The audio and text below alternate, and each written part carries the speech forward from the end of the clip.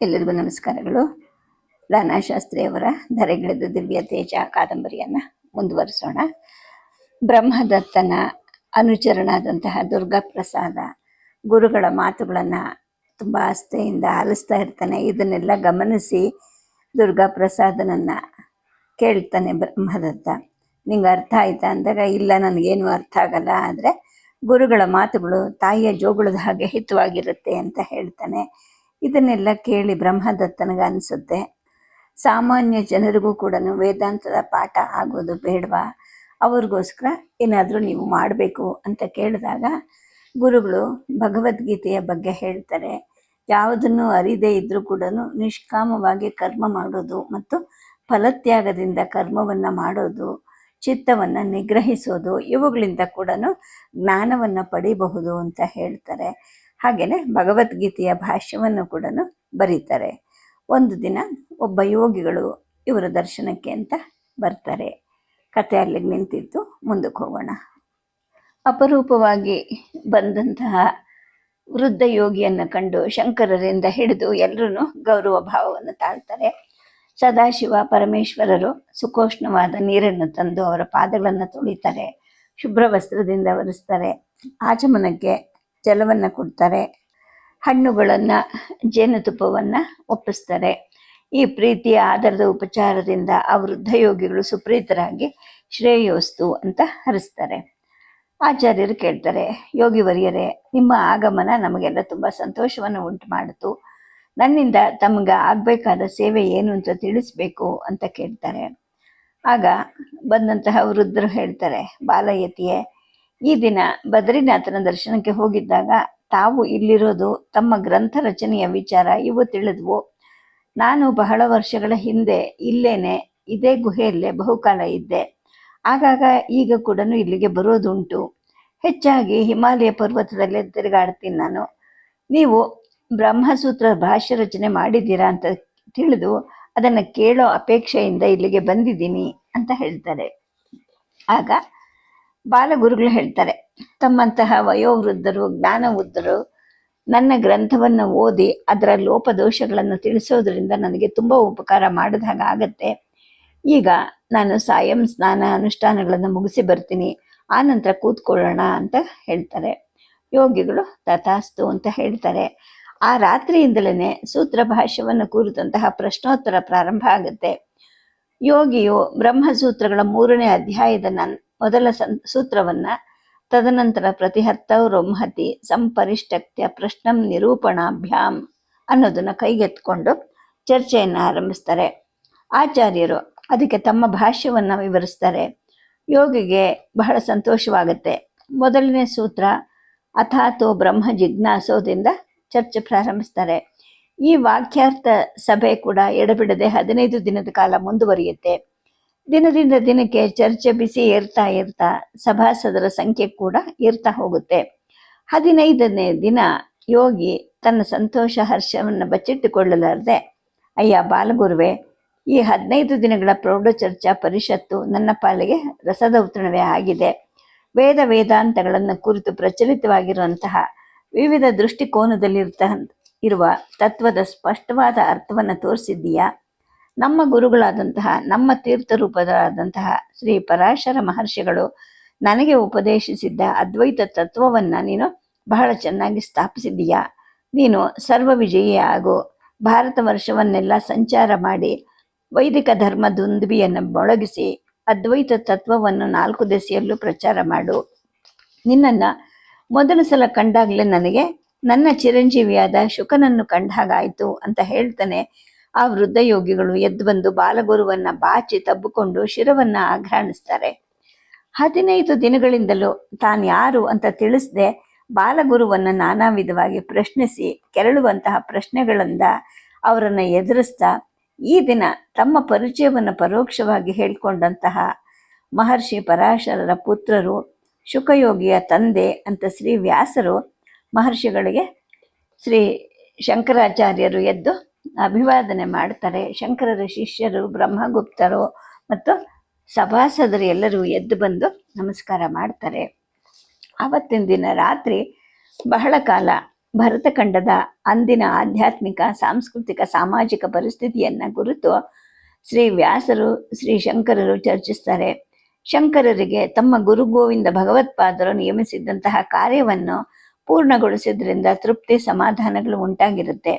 ಅವ್ರು ಹೇಳ್ತಾರೆ, ಯೋಗಿವರ್ಯರೇ, ನಮ್ಮ ಗುರುಗಳು ಆಜ್ಞಾಪಿಸಿದ್ದ ಕಾರ್ಯವನ್ನು ಮುಗಿಸಿದ್ದೀನಿ.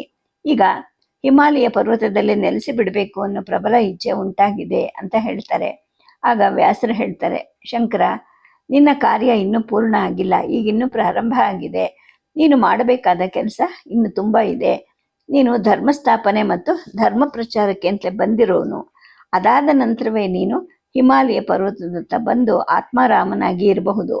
ನಿನ್ನ ಆಯುಷ್ಯದ ಒಂದು ಮಜಲು ಇವತ್ತಿಗೆ ಪೂರ್ಣ ಆಗುತ್ತೆ. ನಾಳೆಯಿಂದ ಮುಂದಿನ ಘಟ್ಟ ಪ್ರಾರಂಭ ಆಗುತ್ತೆ.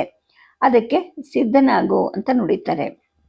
ಮಾರನೇ ಪ್ರಾತಃ ಕಾಲ ವ್ಯಾಸ ಮಹರ್ಷಿಗಳನ್ನು ಬ್ರಹ್ಮಗುಪ್ತ ಪೂಜಾದಿಗಳಿಂದ ಸತ್ಕರಿಸ್ತಾನೆ. ಶಂಕರರು, ಅವರ ಶಿಷ್ಯರು ಈ ಲೋಕಗುರುವನ್ನು ಪದೇ ಪದೇ ವಂದಿಸ್ತಾ ಬೀಳ್ಕೊಡ್ತಾರೆ. ವ್ಯಾಸಂ ವಸಿಷ್ಠ ನಪ್ತಾರಂ ಶಕ್ತೆ ಪೌತ್ರಮಕಲ್ಮಷಂ ಪರಾಶರಾತ್ಮಜಂ ವಂದೇ ಶುಕತಾತಂ ತಪೋನಿಧಿಂ. ಶಂಕರರ ಶಿಷ್ಯರಿಗೆ ಈ ಅಪೂರ್ವ ಸಮಾಗಮದ ದೃಶ್ಯ ಪದೇ ಪದೇ ದೃಕ್ಪಥದ ಮುಂದೆ ಸುಳಿತಾ ಇರುತ್ತೆ. ವ್ಯಾಸರನ್ನು ಕಂಡಂತಹ ತಾವು ಪುಣ್ಯಶಾಲಿಗಳು ಅಂತ ಅವರು ಭಾವಿಸ್ಕೊಂಡು ತುಂಬ ಸಂತೋಷ ಪಡ್ತಾರೆ. ಇನ್ನು ಶಂಕರಾಚಾರ್ಯರು ಬದರಿಗೆ ಬಂದಂತಹ ಕೆಲಸ ಸುಸೂತ್ರವಾಗಿ ಪೂರ್ಣವಾಗಿರುತ್ತೆ. ಅವರು ವಾರಾಣಸಿಗೆ ಹಿಂತಿರುಗಿ ಅಲ್ಲಿರೋ ಪಂಡಿತ ಮಂಡಳಿಯಲ್ಲಿ ತಮ್ಮ ಪ್ರೌಢ ಗ್ರಂಥಗಳನ್ನು ಮಂಡಿಸಿ ಅವರ ವಿದ್ವತ್ ಪರಿಷತ್ತಲ್ಲಿ ತಾವು ದರ್ಶಿಸಿದ್ದಂತಹ ಅದ್ವೈತ ಸಿದ್ಧಾಂತವನ್ನು ಪ್ರತಿಪಾದಿಸಬೇಕಾಗಿರುತ್ತೆ. ನ್ಯಾಯ ವೈಶೇಷಿಕವಾಗಲಿ, ಸಾಂಖ್ಯ ಯೋಗಗಳಾಗಲಿ, ತರ್ಕ ಮೀಮಾಂಸಾ ಶಾಸ್ತ್ರಗಳಾಗಲಿ ಯಾವುವು ಪರಿಪೂರ್ಣವಾಗಿ ವೇದಾಂತದ ತತ್ವವನ್ನು ಪ್ರತಿಪಾದಿಸೋಕ್ಕೆ ಆಗಲ್ಲ. ಕೇವಲ ಜ್ಞಾನವನ್ನು ಅವಲಂಬಿಸಿದ ಉತ್ತರ ಮೀಮಾಂಸಾ ಶಾಸ್ತ್ರ ಒಂದೇ ವೇದಾಂತದ ನಿಜವಾದ ಅಂತರಾರ್ಥವನ್ನು ತಿಳಿಸಿಕೊಳ್ಳಬಲ್ಲದು ಅಂತ ಆಚಾರ್ಯರು ತಮ್ಮ ವ್ಯಾಖ್ಯಾನ ಗ್ರಂಥಗಳಲ್ಲಿ ಸ್ಪಷ್ಟ ಹೇಳಿರ್ತಾರೆ. ಈ ಎಲ್ಲ ದರ್ಶನಗಳನ್ನು, ಎಲ್ಲ ಮತಗಳನ್ನು ಸಮನ್ವಯಗೊಳಿಸಿರ್ತಾರೆ. ಶುದ್ಧ ವೈದಿಕ ಧರ್ಮವನ್ನು, ಅದ್ವೈತ ವೇದಾಂತವನ್ನು ಅವರು ಸ್ಥಾಪಿಸಿರ್ತಾರೆ. ಇನ್ನು ಮುಂದೆ ಅದರ ಪ್ರಚಾರ, ತಪ್ಪು ಕಲ್ಪನೆಗಳ ನಿರಾಸ ಮತ್ತು ಧರ್ಮ ತತ್ವಗಳ ರಕ್ಷಣೆಗೆ, ಪ್ರಸಾರಕ್ಕೆ ಅಗತ್ಯವಾದಂತಹ ಶಾಶ್ವತ ವ್ಯವಸ್ಥೆಯ ಏರ್ಪಾಟು ಇವು ಈಗ ಆಗಬೇಕಾಗಿದ್ದ ಕೆಲಸಗಳಾಗಿರುತ್ತೆ. ಸಹಜವಾಗಿಯೇ ಅವರು ಮರುಪ್ರಯಾಣಕ್ಕೆ ಸಿದ್ಧವಾಗ್ತಾರೆ. ಬ್ರಹ್ಮಗುಪ್ತನಿಗೆ 4 ವರ್ಷದಿಂದ ಬದರಿಯಲ್ಲಿ ಇದ್ದು ವೇದಾಂತ ಗ್ರಂಥ ರಚನೆಯ ಕಮ್ಮಟವನ್ನು ನಡೆಸಿದ ಶಂಕರಾಚಾರ್ಯರು ಹೊರಟು ಬಿಡ್ತಾರಲ್ಲ ಅಂತ ಖೇದವಾಗುತ್ತೆ. ಆಚಾರ್ಯರು ಪ್ರಯಾಣ ಸಿದ್ಧತೆ ಮಾಡಲಿಕ್ಕೆ ಶಿಷ್ಯರಿಗೆ ಆದೇಶವನ್ನು ಕೊಡ್ತಾರೆ. ಬ್ರಹ್ಮಗುಪ್ತ 100 ಗ್ರಂಥಗಳನ್ನು, ಹಲವಾರು ಜನರ ಬಟ್ಟೆ ಬರೆಗಳನ್ನು ಸಾಗಿಸೋಕ್ಕೆ ಎತ್ತುಗಳನ್ನು, ಕುದುರೆಗಳನ್ನು ಸಜ್ಜುಗೊಳಿಸ್ತಾನೆ. ಆಚಾರ್ಯರಿಗೂ ಮತ್ತು ವೃದ್ಧರಾದ ಸನ್ಯಾಸಿಗಳಿಗೂ ಪಲ್ಲಕ್ಕಿಗಳನ್ನು ಗೊತ್ತುಪಡಿಸ್ತಾನೆ. ಆಚಾರ್ಯರು ಬದರಿಗೆ ಬಂದಾಗ ಅವ್ರ ಜೊತೆ 10-15 ಜನ ಇರ್ತಾರೆ. ಈಗ ಅಲ್ಲಿಂದ ಹೊರಡುವಾಗ ಸಂಖ್ಯೆ 2 ಪಟ್ಟಾಗಿರುತ್ತೆ. ಬಹಳಷ್ಟು ಜನ ಸಾಧು ಸನ್ಯಾಸಿಗಳು ಸದಾ ಆಚಾರ್ಯರ ಸನ್ನಿಧಿಯಲ್ಲೇ ಇರ್ತೀವಿ ಅಂತ ಬಯಸಿದ್ದರಿಂದ ಈಗ ಮರುಪ್ರಯಾಣದಲ್ಲಿ ಯಾತ್ರಿಕರ ಸಂಖ್ಯೆ ಹೆಚ್ಚಾಗಿರುತ್ತೆ. ಬ್ರಹ್ಮಗುಪ್ತನ ಸೇವಕ ವರ್ಗದಲ್ಲಿ ಇದ್ದಂತಹ ಗೋವಿಂದ ಕರ್ಮಾರಕ, ನೀಲಕಂಠ ಚರ್ಮಾರಕ, ದುರ್ಗಾ ಪ್ರಸಾದ ಇವರುಗಳು ಶಂಕರರನ್ನು ತಮ್ಮ ಪಾಲಿಗೆ ದೇವರು ಅಂತಲೇ ಭಾವಿಸಿರ್ತಾರೆ. ಬಾಲಗುರುಗಳು ಬದರಿಯಿಂದ ಹೊರಡ್ತಾರೆ ಅಂತ ತಿಳಿದಾಗ ಅವರಿಗೆ ಆದ ನೋವು ಅಷ್ಟಿಷ್ಟಲ್ಲ. ಶಂಕರರು ಮುಗ್ಧರಾದ ಅವರೆಲ್ಲರನ್ನು ಸಂತೈಸ್ತಾರೆ. ಗುರುವಿನಲ್ಲಿ ಅವರಿಗಿದ್ದ ಭಕ್ತಿ, ಶ್ರದ್ಧೆಯನ್ನು ಮೆಚ್ಚಿಕೊಳ್ತಾರೆ. ಮಕ್ಕಳೇ, ರಕ್ತ ಮಾಂಸಗಳ ಈ ಶರೀರನೇ ಗುರು ಅಲ್ಲ. ನನ್ನಲ್ಲಿ ಇರೋ ಆತ್ಮನೇ ನಿಮ್ಮಲ್ಲೂ ಇದ್ದಾನೆ, ಎಲ್ಲರಲ್ಲೂ ಇದ್ದಾನೆ. ನೀವು ದೃಢವಾಗಿ ಅವನನ್ನು ನಂಬಿ. ಆ ಆತ್ಮನೇ ಎಲ್ಲರ ಗುರು. 4 ವರ್ಷಗಳಿಂದ ನೀವೆಲ್ಲರೂ ನನ್ನನ್ನು ವಿಧ ವಿಧವಾಗಿ ಸೇವಿಸಿದ್ದೀರಾ. ಈ ಸೇವೆಯಿಂದ ನಿಮಗೆ ಶ್ರೇಯಸ್ಸು ಉಂಟಾಗುತ್ತೆ. ಸದಾ ಗುರುಸ್ಮರಣೆ, ಸಾತ್ವಿಕ ಜೀವನ ಇವು ನಿಮ್ಮನ್ನು ದಾಟಿಸುವಂತಹ ಹರಿಗೋಲು ದೋಣಿಗಳಾಗುತ್ತವೆ. ಗುರು ಬೇರೆ ಅಲ್ಲ, ದೇವರು ಬೇರೆ ಅಲ್ಲ. ನಿಮಗೆ ಶ್ರೇಯಸ್ಸು ಉಂಟಾಗಲಿ ಅಂತ ಹರಿಸ್ತಾರೆ. ಗುರುವೇ, ತಾವು ಇಲ್ಲಿಂದ ಹೊರಟು ಬಿಡ್ತೀರಾ. ನಾಳಿನಿಂದ ಈ ಸ್ಥಳಕ್ಕೆ ಬಂದಾಗ ನಮಗಾಗೋ ದರ್ಶನ ಅಭಾವ, ವ್ಯಥೆ ಅಷ್ಟಿಷ್ಟಲ್ಲ.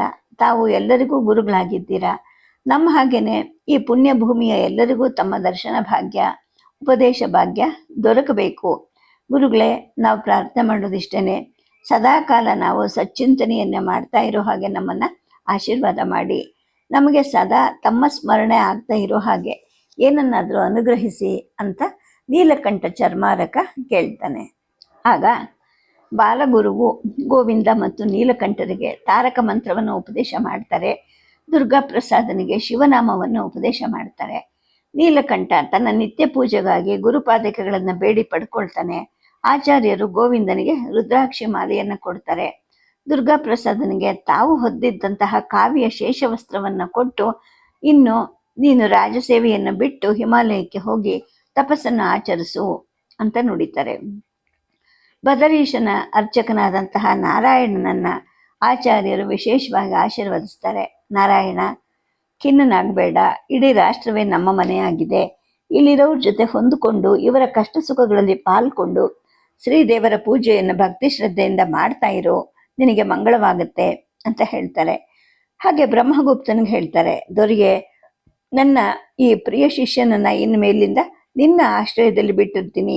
ಇವನೀಗ ನಿನ್ನ ಪ್ರಜೆ, ಇವನ ಯೋಗಕ್ಷೇಮ ನಿನ್ನದು ಅಂತ ನುಡಿತಾರೆ.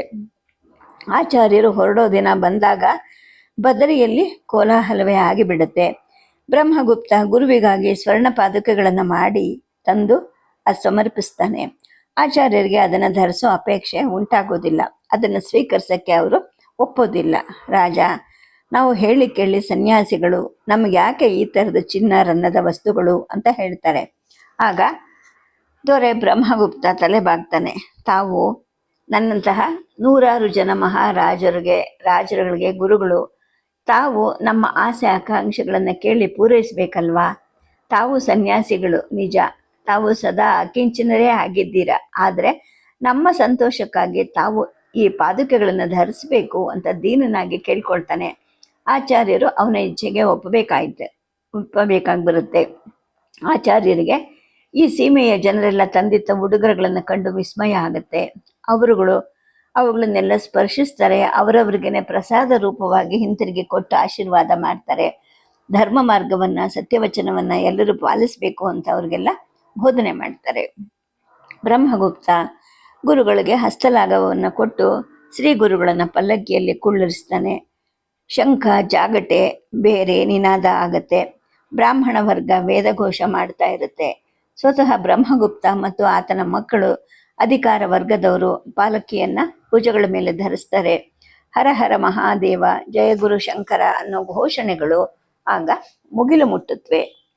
ಸ್ವಲ್ಪ ದೂರದವರೆಗೂ ಪಲ್ಲಕ್ಕಿಯಲ್ಲಿ ವಿಜಯ ಮಾಡಿದ ಆಚಾರ್ಯರು ಬ್ರಹ್ಮಗುಪ್ತನಿಗೆ ಹೇಳ್ತಾರೆ, ರಾಜನ್, ನಾನಿನ್ನು ಮುಂದೆ ಪ್ರಯಾಣ ಮಾಡ್ತೀನಿ, ನೀನಿನ್ನ ಹಿಂತಿರುಗು ಅಂತ ಹೇಳಿ ಪಲ್ಲಕ್ಕಿಯಿಂದ ಇಳಿತಾರೆ. ಎಲ್ಲರನ್ನೂ ಆಶೀರ್ವಾದ ಮಾಡ್ತಾರೆ. ಆನಂತರ ವಾರಾಣಸಿ ಕ್ಷೇತ್ರದ ಕಡೆ ಪ್ರಯಾಣ ಹೊರಡ್ತಾರೆ. ಬ್ರಹ್ಮಗುಪ್ತ ಮತ್ತು ಬದರಿ ಕ್ಷೇತ್ರವಾಸಿಗಳು ಬಹಳ ಹೊತ್ತು ಶಂಕರಾಚಾರ್ಯರು ನಡೆದು ಸಾಗುತ್ತಿದ್ದ ದಿಕ್ಕಿನ ಕಡೆನೆ ನೋಡ್ತಾ ಇರ್ತಾರೆ. ಅವರನ್ನ ಪ್ರೀತಿಯ ಆಧಾರಗಳಿಂದ ಸ್ಮರಿಸ್ತಾ, ಭಕ್ತಿ ಮತ್ತು ಶ್ರದ್ಧೆಯಿಂದ ಕೊಂಡಾಡ್ತಾ ಒಬ್ಬೊಬ್ಬರಾಗಿ ಹಿಂತಿರುಗ್ತಾರೆ. ಬಹಳ ಕಾಲ ಆ ಬದರಿ ಕ್ಷೇತ್ರ ಬಿಕೋ ಅನ್ನೋ ಹಾಗೆ ಭಾಸವಾಗ್ತಾ ಇರುತ್ತೆ. ಹಿಂದಿನ ಪ್ರಯಾಣಗಳ ಹಾಗೇನೆ ಶಂಕರ ಗುರು ಮತ್ತು ಅವರ ಶಿಷ್ಯರು ಹಲವಾರು ಮಜಲುಗಳಲ್ಲಿ ಪ್ರಯಾಣ ಮಾಡ್ತಾ ವಾರಾಣಸಿ ಕ್ಷೇತ್ರಕ್ಕೆ ಆಗಮಿಸ್ತಾರೆ.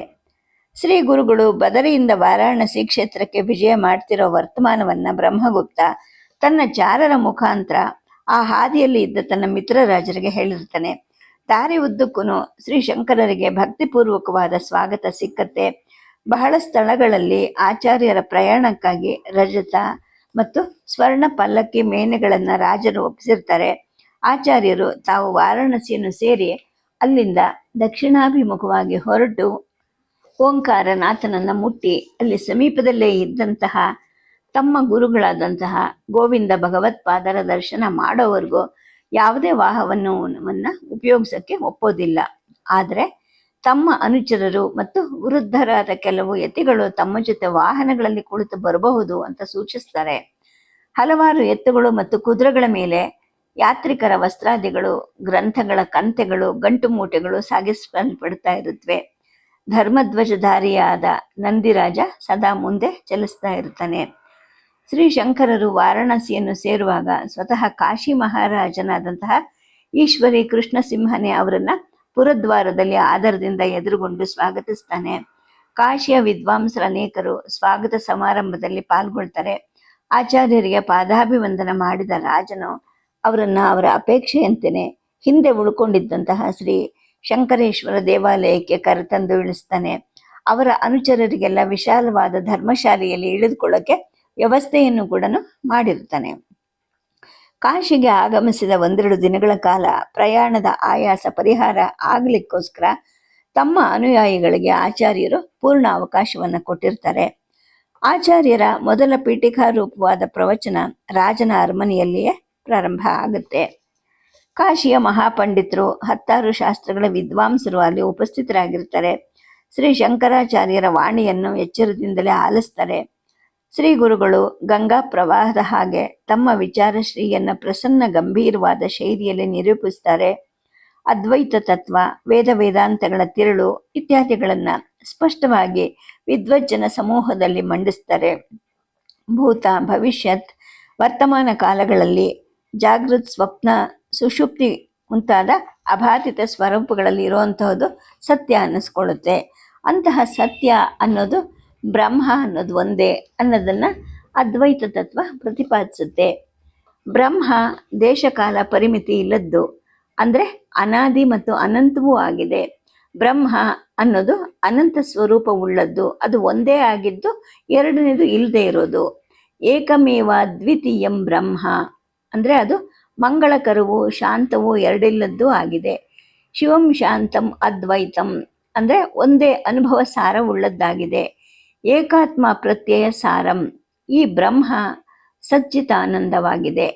ಈ ಬ್ರಹ್ಮ ಅನ್ನೋದು ಅಖಂಡವೂ ನಿರಂಜನವೂ ನಿತ್ಯವೂ ಅಚಲವೂ ಶಾಶ್ವತವೂ ಆಗಿದೆ. ಹಾಗೇನೆ ಅದು ಸ್ವತಂತ್ರವೂ ಆಗಿದೆ. ಅದು ಎಲ್ಲದಕ್ಕೂ ಕಾರಣವಾಗಿದೆ. ಹಾಗಾದರೆ ಈ ಜಗತ್ತು ಜೀವರಾಶಿಗಳ ಸ್ವರೂಪ ಅಂದರೆ ಏನು? ಅಂದರೆ ಬ್ರಹ್ಮನೇ ಜಗತ್ತಾಗಿದೆ, ಪ್ರಪಂಚವಾಗಿದೆ. ಅಂದರೆ ಬ್ರಹ್ಮದ ಸತ್ಯತ್ವಕ್ಕೆ ಊನ ಬರುತ್ತದೆ. ಸತ್ಯವಾದ ಬ್ರಹ್ಮದಲ್ಲಿ ಹುಟ್ಟಿ ಸಾಯೋ ಜಗತ್ತು ಹೇಗೆ ಬರುತ್ತೆ? ಅಲ್ಲ, ಜಗತ್ತು ಬ್ರಹ್ಮಕ್ಕಿಂತ ಬೇರೆ ಪ್ರತ್ಯೇಕವಾದದ್ದು ಅನ್ನೋದಾದರೆ ಬ್ರಹ್ಮದ ಅನಂತತ್ವಕ್ಕೇನೆ ಭಂಗ ಬರುತ್ತೆ. ಅದು ಜಗತ್ತು ಬ್ರಹ್ಮದಿಂದ ಅಭಿನ್ನವಾಗಿದೆ ಅನ್ನೋದಾದರೆ ಜಗತ್ತಿನ ಈ ವೈವಿಧ್ಯತೆಗೆ ಕಾರಣ ಏನು? ಹಾಗೆ ಅಭಿನ್ನ ಅನ್ನೋದಾದರೆ ಜಗತ್ತು ಬ್ರಹ್ಮದ ಹಾಗೆ ಆನಂದ ಸ್ವರೂಪದಾಗಿರಬೇಕು. ಆದರೆ ವಸ್ತುಸ್ಥಿತಿ ಅನ್ನೋದು ಹಾಗಿಲ್ಲ. ಪ್ರಪಂಚದಲ್ಲಿ ದುಃಖ ಇದೆ, ಪ್ರಪಂಚವೂ ಕೂಡ ಬ್ರಹ್ಮದ ಹಾಗೆ ಶಾಶ್ವತವೇ ಅನ್ನೋದಾದರೆ ಪ್ರಪಂಚವು ಕ್ಷಣ ಕ್ಷಣಕ್ಕೂ ಬದಲಾಗ್ತಾ ಕ್ಷೀಣ ಆಗ್ತಾ ಇದೆ, ನಾಶ ಆಗ್ತಾ ಇದೆ. ಮತ್ತು ಈ ಪ್ರಪಂಚಕ್ಕೆ ಹುಟ್ಟು ಸಾವುಗಳು ಇವೆ, ಆದರೆ ಬ್ರಹ್ಮಕ್ಕೆ ಹುಟ್ಟು ಇಲ್ಲ, ಸಾವು ಇಲ್ಲ. ಹಾಗಾದರೆ ಜಗತ್ತು ಅನ್ನೋದು ಬ್ರಹ್ಮಕ್ಕಿಂತ ಭಿನ್ನವೂ ಅಲ್ಲ, ಅಭಿನ್ನವೂ ಅಲ್ಲ ಅಂತ ಹೇಳಬಹುದಾ? ಈ ಜಗತ್ತು ಬ್ರಹ್ಮದ ಹಾಗೆ ಸತ್ಯವಲ್ಲ, ಸ್ಥಿರವಲ್ಲ. ಆದರೆ ಇದು ಇಂದ್ರಿಯಕ್ಕೆ ಗೋಚರ ಆಗ್ತಾ ಇದೆ, ಇಂದ್ರಿಯದ ಅನುಭವಕ್ಕೂ ಕೂಡ ಸಿಗ್ತಾ ಇದೆ. ಆದ್ರಿಂದಲೇ ಇದನ್ನ ಮಿಥ್ಯಾ ಅಂತ ಹೇಳಬಹುದು. ಆದರೆ ಇದು ಎಂದು ಕಂಡು ಬರದ ಮೊಲದ ಕೊಂಬಿನ ಹಾಗೆ, ಅಥವಾ ಆಕಾಶದ ಪುಷ್ಪದ ಹಾಗೆ, ಅಥವಾ ಬಂಜೆಯ ಮಗ ಅಂತ ಹೇಳ್ತಾರಲ್ಲ ಆ ಥರ, ಅದೆಲ್ಲ ಸುಳ್ಳಲ್ಲ. ಇದನ್ನು ಜಗತ್ತನ್ನು ಇಲ್ಲ ಅಂತ ಹೇಳಕ್ಕೂ ಸಾಧ್ಯ ಇಲ್ಲ. ಮೊಲದ ಕೊಂಬಾಗಲಿ, ಆಕಾಶದ ಪುಷ್ಪವಾಗಲಿ, ಬಂಜೆಯ ಮಗ ಅನ್ನೋದಾಗಲಿ ಕಾಲತ್ರಯದಲ್ಲಿ ಎಲ್ಲೂ ಇಲ್ಲ. ಆದರೆ ಈ ಜಗತ್ತು ನಮ್ಮೆದುರಿಗೆ ಇದೆ, ಕಾಣ್ತಾ ಇದೆ, ಬದಲು ಆಗ್ತಾ ಇದೆ, ನಾಶನೂ ಆಗ್ತಾ ಇದೆ. ಆದ್ರಿಂದಲೇ ಇದನ್ನ ಮಿಥ್ಯಾ ಅಥವಾ ಬರಿಯ ತೋರಿಕೆ ಅಂತ ಹೇಳಬಹುದು.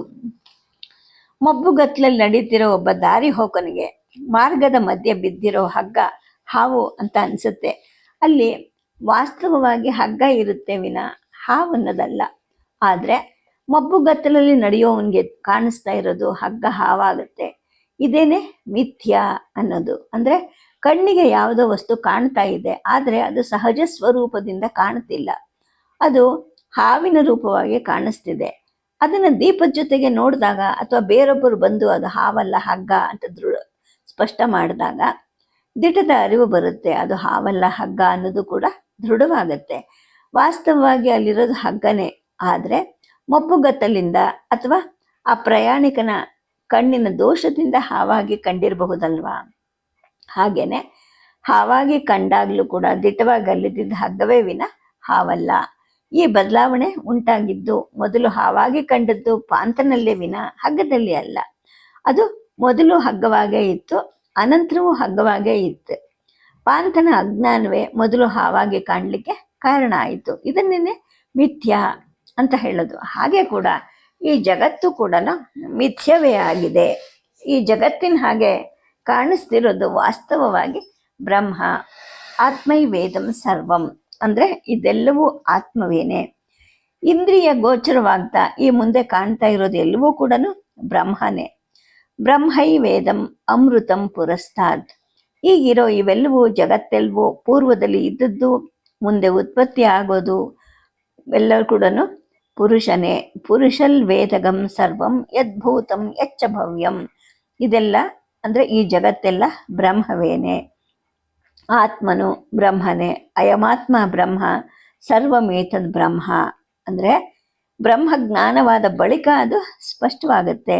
ಬ್ರಹ್ಮವೇ ಜಗತ್ತಾಗಿ ಕಾಣ್ತಾ ಇತ್ತು. ವಾಸ್ತವಿಕವಾಗಿ ಇದ್ದದ್ದು, ಈಗ ಇರೋದು, ಮುಂದೆ ಇರತಕ್ಕದ್ದು ಬ್ರಹ್ಮವೇ ಜಗತ್ತು ಬ್ರಹ್ಮದಲ್ಲಿ ತೋರಿತ್ತು. ಬ್ರಹ್ಮಜ್ಞಾನವಾದ ನಂತರವೇ ಎಲ್ಲೆಲ್ಲೂ ಬ್ರಹ್ಮವೇ ಕಾಣುತ್ತೆ. ಜಗತ್ತು ಅನ್ನೋದು ಜಗತ್ತಾಗಿ ಕಾಣಿಸೋದಿಲ್ಲ, ಅದು ಬ್ರಹ್ಮವಾಗೇನೆ ಕಾಣುತ್ತೆ. ಬ್ರಹ್ಮದ ಸ್ವರೂಪವನ್ನು ಅರಿಯೋಕ್ಕೆ ನಮಗೆ ಸಾಧನ ಚತುಷ್ಟಯಗಳ ಅಭ್ಯಾಸ ಆಗಬೇಕು. ಆಪ್ತವಾಕ್ಯ ಅಂದರೆ ಗುರುವಿನ ಉಪದೇಶ ಆಗಬೇಕು. ಶ್ರವಣ, ಮನನ, ನಿಧಿಧ್ಯಾಸನಗಳು ಇವಕ್ಕೆ ನೆರವಾಗತ್ವೆ. ಇವುಗಳಿಂದ ಬ್ರಹ್ಮಜ್ಞಾನ ಅನ್ನೋದು ಹೊಸದಾಗಿ ಹುಟ್ಟುತ್ತೆ ಅಂತ ಅರ್ಥ ಅಲ್ಲ. ಬ್ರಹ್ಮ ಅನ್ನೋದು ನಿತ್ಯ ಸಿದ್ಧವಾದದ್ದು. ಈ ಜಗತ್ತೆಲ್ಲವೂ ಬ್ರಹ್ಮನಿಂದಲೇ ಪ್ರತ್ಯೇಕ, ಭಿನ್ನ, ಬೇರೆ ಅನ್ನೋ ತಪ್ಪು ತಿಳುವಳಿಕೆ ಅಲ್ಲಿಂದ ಮುಂದೆ ನಾಶವಾಗುತ್ತೆ. ನೇಹಾನ ನಾಸ್ತಿ ಕಿಂಚನ ಅಂದರೆ ಈ ಜಗತ್ತಲ್ಲಿ ನಾನಾತ್ವವು, ಭೇದವು ಸ್ವಲ್ಪವೂ ಇಲ್ಲ. ದ್ವಿತೀಯ ದ್ವೈ ಭಯಂ ಭವತಿ. ಬ್ರಹ್ಮನನ್ನ ಬಿಟ್ಟು ಎರಡನೇದು ಇನ್ನೊಂದಿದ್ರೆ ಭಯ ತಪ್ಪಿದ್ದಲ್ಲ. ಉದರಂ ಅಂತರಂ ಕುರುತೆ ತಸ್ಯ ಭಯಂ ಭವತಿ.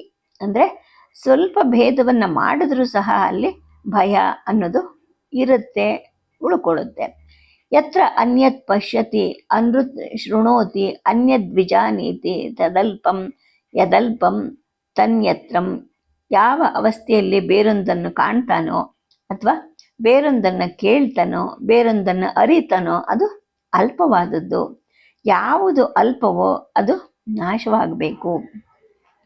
ಕಾಣೋ ಜಗತ್ತೆಲ್ಲವೂ ಕೂಡ ಮಾಯೆ, ಮಿಥ್ಯೆ, ಅದ್ವೈತವೇ ಪರಮಾರ್ಥ ತತ್ವ. ಮಾಯಾ ಮಾತ್ರಮಿದಂ ವಿಶ್ವಂ ಅದ್ವೈತಂ ಪರಮಾರ್ಥತಃ. ಅಂದರೆ ಈ ಪ್ರಪಂಚ ಮಿಥ್ಯೆ ಅನ್ನೋದಾದರೆ ಅದು ಕಾಣೋದಾದರೂ ಹೇಗೆ?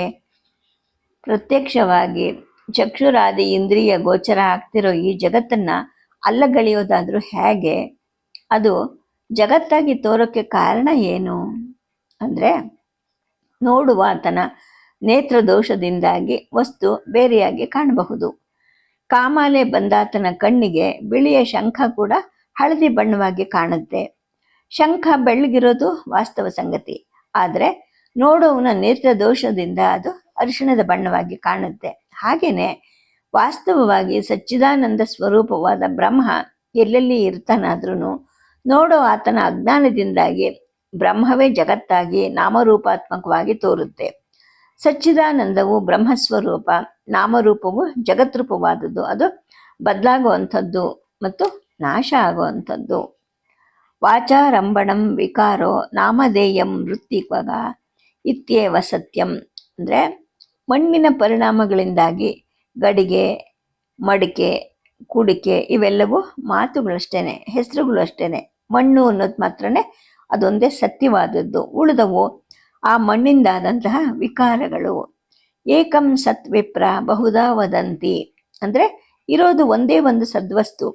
ವಿದ್ವಾಂಸರು ಅದನ್ನು ಬಹಳವಾಗಿ ಹೇಳ್ತಾರೆ. ಅಂದರೆ ಸತ್ಯಜ್ಞಾನಾನಂದ ರೂಪವಾದ ಬ್ರಹ್ಮ ನಾಮರೂಪಾತ್ಮಕವಾದ ಪ್ರಪಂಚವಾಗಿ ಭಾಸವಾಗುತ್ತೆ. ಜ್ಞಾನಾನಂತರ ವಸ್ತುವಿನ ನಿಜಸ್ವರೂಪ ಗೊತ್ತಾದಾಗ ಮೊದಲು ಕಂಡಿದ್ದು ಪ್ರಪಂಚವಾಗಿ ತೋರಿದ್ದು ಭ್ರಮೆ ಅನ್ನೋದು ಸಿದ್ಧವಾಗಿ ಗೊತ್ತಾಗುತ್ತೆ. ಜ್ಞಾನ ಅನ್ನೋದು ಬಂದ ನಂತರ ಮಿಥ್ಯಾ ಪ್ರಪಂಚ ಬೇರೆಯಾಗಿ ಕಾಣೋದಿಲ್ಲ, ಬೇರೆಯಾಗಿ ಅದು ಇರೋದೂ ಇಲ್ಲ, ಅದು ಬ್ರಹ್ಮವೇ ಆಗಿರುತ್ತೆ. ಯತ್ತತ್ವಸ್ವ ಸರ್ವಮಾತ್ಮೈವಾಭೂತ್ ಕೇನಕಃ ಪಶ್ಯೇತ್. ಯಾವ ಸ್ಥಿತಿಯಲ್ಲಿ ಜ್ಞಾನಿಗೆ ಇದೆಲ್ಲವೂ ಆತ್ಮವೇ ಆಗಿದೆಯೋ ಆ ಸ್ಥಿತಿಯಲ್ಲಿ ಆತನು ಯಾತರಿಂದ ಏನನ್ನ ಕಾಣಬೇಕು? ಜಗತ್ತು ಮಿಥ್ಯ ಅಂತ ಹೇಳೋದಾದ್ರೆ ಈ ಜಗತ್ತಲ್ಲಿ ಇರುವ ಜೀವರುಗಳು, ಶಾಸ್ತ್ರಗಳು, ಗುರುಗಳ ಉಪದೇಶಗಳು ಇವೆಲ್ಲವೂ ಮಿಥ್ಯವೇ ಆಗತ್ತಲ್ವಾ?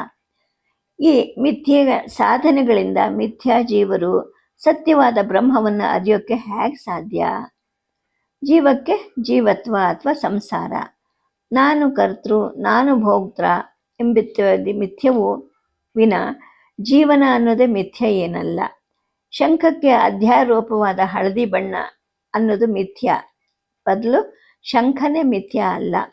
ಹಾಗೇನೆ ಸತ್ಯವಾದ ಬ್ರಹ್ಮ ಅಜ್ಞಾನದಿಂದಾಗಿ ಜೀವನಾಗಿ ತೋರುತ್ತೆ ಅಷ್ಟೇ. ಸಂಸಾರ ಅಥವಾ ಬಂಧನ ಅನ್ನೋದು ಪಾರಮಾರ್ಥಿಕ ದೃಷ್ಟಿಯಿಂದ ಮಿಥ್ಯ. ಶಾಸ್ತ್ರ ಮತ್ತು ಗುರು ಉಪದೇಶಗಳಿಂದ ಆ ಮಿಥ್ಯತ್ವ ನಿವೃತ್ತಿಯಾಗತ್ತೆ. ಕನಸಿನಲ್ಲಿ ಆದಂತಹ ಹಸಿವು, ನೀರಡಿಕೆ, ಆಯಾಸಗಳಿಗೆ ಕನಸಲ್ಲೇ ಊಟ, ಜಲಪಾನ, ವಿಶ್ರಾಂತಿಗಳಿಂದ ನಿವೃತ್ತಿ ದೊರಕುತ್ತಲ್ವಾ? ಹಾಗೇನೆ ವ್ಯವಹಾರ ಕಾಲದಲ್ಲಿ ವ್ಯಾವಹಾರಿಕ ಪ್ರಪಂಚಕ್ಕೆ ಅತೀತವಾದಂತಹ ನಿತ್ಯ ಸತ್ಯವಾದ ವಸ್ತು ಅನ್ನೋದು ಒಂದಿದೆ ಅನ್ನೋದನ್ನ ಶಾಸ್ತ್ರ ಮತ್ತು ಗುರು ಕೂಡ ತಿಳಿಸಿಕೊಡಬಹುದು. ಆದರೆ ನಿತ್ಯ ಸಿದ್ಧವೂ ಸ್ವಯಂ ಪ್ರಕಾಶವೂ ಆದ ಬ್ರಹ್ಮವನ್ನ ಅಧಿಕಾರಿಯಾದವನು ಸ್ವಾನುಭವದಿಂದ ಇಂದ್ರಿಯಾತೀತವಾದ ಅಪರೋಕ್ಷ ಜ್ಞಾನದಿಂದ ಅರಿತುಕೊಳ್ಳಬೇಕು. ಪ್ರಪಂಚನೇ ಮಿಥ್ಯೆ ಅನ್ನೋದಾದ್ರೆ ಪಾರಮಾರ್ಥಿಕ ದೃಷ್ಟಿಯಿಂದ ಮಿಥ್ಯ ಅಂತ ಅರ್ಥ. ಹೇಗೆ ಎಚ್ಚರಿಕೆ ಆದಾಗ ಸ್ವಪ್ನ ಆಗಿರೋದೆಲ್ಲ ಮಿಥ್ಯ ಅನ್ನೋ ಅರಿವು ಬರುತ್ತೋ ಹಾಗೇನೆ ಪಾರಮಾರ್ಥಿಕ ದೃಷ್ಟಿಯಿಂದ ಎಚ್ಚರದಲ್ಲಿ ವ್ಯವಹಾರದಲ್ಲಿ ಕಾಣೋದೆಲ್ಲವೂ ಮಿಥ್ಯ. ಬ್ರಹ್ಮಜ್ಞಾನಿಯ ದೃಷ್ಟಿಯಿಂದ ಪ್ರಪಂಚ ಅನ್ನೋದು ಮಿಥ್ಯ, ಅಜ್ಞಾನಿಯ ದೃಷ್ಟಿಯಿಂದ ಅದು ಮಿಥ್ಯ ಅಲ್ಲ. ಸದ್ಯಕ್ಕೆ ಕಥೆಯನ್ನು ನಿಲ್ಲಿಸಿರ್ತೀನಿ. ನಮಸ್ಕಾರ.